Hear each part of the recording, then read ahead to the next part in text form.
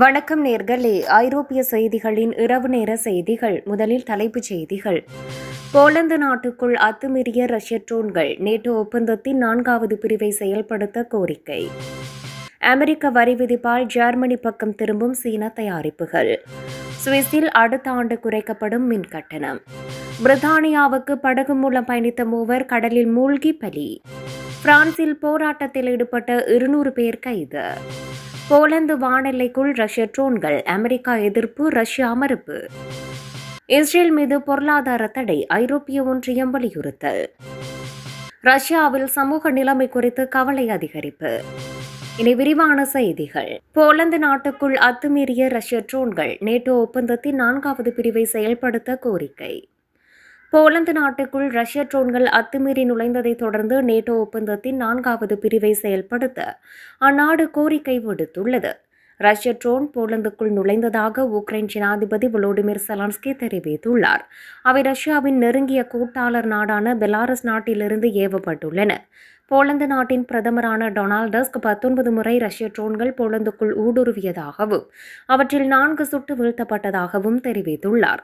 ஆகவே நேட்டோ ஒப்பந்தத்தின் 4வது பிரிவை செயல்படுத்துமாறு அவர் கோரிக்கை விடுத்துள்ளார். நேட்டோ ஒப்பந்தம் அல்லது வடக்கு அட்லாண்டிக் ஒப்பந்தத்தின் 4வது பிரிவு பொதுவாக முக்கிய நேட்டோ நடவடிக்கைகளுக்கான தொடக்க புள்ளியாக கருதப்படுகிறது. நேட்டோ ஒப்பந்தத்தின் 4வது பிரிவு நேட்டோ உறுப்பு நாடுகள் தங்கள் பிராந்திய ஒருமைப்பாடு, அரசியல் சுதந்திரம் அல்லது பாதுகாப்புக்கு அச்சுறுத்தல் இருப்பதாக நம்பும் போதெல்லாம் ஒன்று கூடி ஆலோசனை செய்ய அனுமதிக்கிறது. அமெரிக்க வரி விதிப்பால் ஜெர்மனி பக்கம் திரும்பும் சீன தயாரிப்புகள். அமெரிக்காவுக்கு சீனா ஏற்றுமதி செய்யும் பொருட்களுக்கு அந்நாடு கூடுதல் வரிகள் விதிப்பதால் அந்த தயாரிப்புகள் ஜெர்மனியை நோக்கி திரும்பி வருவதாக தகவல் வெளியாகியுள்ளது. IAB என்னும் ஆய்வமைப்பு மேற்கொண்டிருக்கின்ற ஆய்வில் இந்த விடயம் தெரிய வந்துள்ளதாக ராய்ச்சர்ஸ் பத்திரிகை தெரிவித்துள்ளது. அந்த வகையில் கடந்த அக்டோபர் முதல் இந்த ஜூன் வரையிலான காலகட்டத்தில் தாமிரம் 91%, ஆடைகள் 24%, பொம்மைகள், விளையாட்டுப் பொருட்கள் ஆகியவை 12% கூடுதலாக சீனாவிலிருந்து ஜெர்மனிக்கு இறக்குமதி செய்யப்பட்டுள்ளதாக IAB ஆய்வு தெரிவிக்கிறது. சுவிஸில் அடுத்த ஆண்டு குறைக்கப்படும் மின் கட்டணம். 2026ஆம் ஆண்டில் சுவிட்சர்லாந்தில் கிட்டத்தட்ட எல்லா இடங்களிலும் மின்சார கட்டணங்கள் குறையும் என அறிவிக்கப்பட்டுள்ளது. மத்திய மின்சார ஆணையம் 2026ஆம் ஆண்டுக்கான மின்சார கட்டணங்களை அறிவித்துள்ளது. இதன் அடிப்படையில் வீடுகளுக்கான அடிப்படை சேவைகளுக்கான விலைகள் சராசரியாக 4% குறையும். கிட்டத்தட்ட அனைத்து சுவிஸ் குடியிருப்புகளும் விலை குறைப்பை எதிர்நோக்கலாம் என்றாலும் சில இடங்களில் மின்சாரம் விலை உயர்ந்து வருகிறது. பிரித்தானியாவுக்கு படகு மூலம் பயணித்த மூவர் கடலில் மூழ்கி பலி. பிரான்சிலிருந்து பிரித்தானியாவுக்கு படகு மூலம் பயணித்த மூவர் கடலில் மூழ்கி பலியாகியுள்ளனர். மேலும் மூவரை காணவில்லை என தெரிவிக்கப்படுகிறது. பாதுக்களை கடற்கரையில் செப்டம்பர் 10 அதிகாலை 5 மணியளவில் இந்த சம்பவம் இடம்பெற்றுள்ளது. சிறிய காற்று நிரப்பப்பட்ட படகு ஒன்றில் 38 அகதிகள் பயணித்த நிலையில் படகு கவிழ்ந்து விபத்துக்குள்ளானது. இதில் படகு தலைகீழாய் கவிழ்ந்து அதில் சிக்கி மூவர் பலியாகினர். அவர்களில் 2 சிறுவர்கள் என தெரிவிக்கப்பட்டுள்ளது. மீட்பு பணிகள் வேகமாக இடம்பெற்று வரும் நிலையில் படகில் பயணித்தவர்களில் மூவரை காணவில்லை எனவும் அவர்களை தேடும் பணி இடம்பெற்று வருவதாகவும் தெரிவிக்கப்படுகிறது. முன்னதாக நேற்று மாலை 115 பேரை தாங்கிக் கொண்டு 2 படகுகள் பயணித்த நிலையில் அவர்கள் கடற்படையினரால் பாதுகாப்பாக மீட்கப்பட்டனர். பிரான்சில் போராட்டத்தில் ஈடுபட்ட 200 பேர் கைது. பிரான்ஸ் நாட்டில் நடைபெற்று வரும் போராட்டங்கள் தொடர்பாக 200 பேரை போலீசார் கைது செய்துள்ளனர். பிரான்ஸ் நாடாளுமன்றத்தில் 3 நாட்களுக்கு முன்பு மேற்கொள்ளப்பட்ட நம்பிக்கை வாக்கெடுப்பில் பிரதமர் பிரான்சுவா பேரோ தோல்வியடைந்த நிலையில் அவரது தலைமையிலான அரசு கவிழ்ந்தது.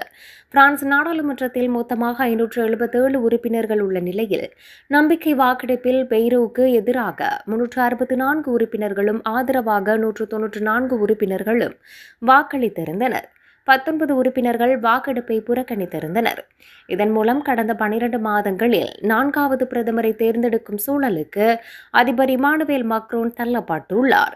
இதனையடுத்து புதிய பிரதமராக அந்நாட்டின் பாதுகாப்புத்துறை அமைச்சர் லெகோர்னுவை அதிபர் இமானுவேல் மக்ரோன் நியமித்துள்ளார். இந்த நிலையில் பிரான்சில் புதிய அரசு பதவியேற்பதற்கு எதிர்ப்பு தெரிவித்து போராட்டங்கள் வெடித்துள்ளன. இதனையடுத்து முக்கிய பகுதிகளில் மக்கள் கூட்டமாக கூடுவதை தடுத்த போலீசார் முன்னெச்சரிக்கை அறிவிப்பை வெளியிட்டு கண்ணீர் புகைக்குண்டுகளை வீசினர். இதனிடையே நாட்டின் மேற்கு பகுதி நகரமான ரென்ஸ் பேருந்து ஒன்றுக்கு போராட்டக்காரர்கள் தீ வைத்தனர். பல்வேறு இடங்களில் போராட்டம் வெடித்துள்ளதால் போலீசார் குவிக்கப்பட்டுள்ளனர். போலந்து வானெல்லைக்குள் ரஷ்ய ட்ரோன்கள், அமெரிக்கா எதிர்ப்பு, ரஷ்யா மறுப்பு. நேட்டோ உறுப்பு நாடான போலந்து வானெல்லைக்குள் ரஷ்ய ட்ரோன்கள் அத்துமீறியுள்ளதற்கு அமெரிக்கா எதிர்ப்பு தெரிவித்துள்ளது. இதுகுறித்து சமூக ஊடகத்தில் நேட்டோவுக்கான அமெரிக்க தூதர் மதேயு விடேக்கர் வெளியிட்டுள்ள பதிவில், போலந்து வானெல்லையை ரஷ்யா மீறுவதற்கு எதிராக நேட்டோவுடன் இணைந்து அமெரிக்கா உறுதியாக நிற்கிறது. நேட்டோ உறுப்பு நாடுகளின் ஒவ்வொரு அங்குலத்தையும் அமெரிக்கா பாதுகாக்கும் என உறுதியளித்தார். போலந்தின் மீது தாக்குதல் நடத்தும் நோக்கில் ட்ரோன் ஏவப்படவில்லை என்று ரஷ்யா கூறியுள்ளது. இதுகுறித்து ரஷ்ய ராணுவம் வெளியிட்ட அறிக்கையில், மேற்கு உக்ரைனில் உள்ள ராணுவ தொழில்துறை இலக்குகளை குறிவைத்து செவ்வாய்க்கிழமை இரவு பெரிய அளவிலான தாக்குதல் நடத்தப்பட்டது. அந்த நடவடிக்கையின் போது போலந்து பகுதிகளில் உள்ள எந்த இலக்கையும் தாக்க திட்டமிடப்படவில்லை. ரஷ்ய ட்ரோன்களின் அதிகபட்ச வரம்பு 700 கிலோமீட்டர் மட்டுமே. எனினும் இதுகுறித்து போலந்து பாதுகாப்பு அமைச்சகத்துடன் ஆலோசிக்க தயாராக உள்ளோம் என்று தெரிவிக்கப்பட்டுள்ளது.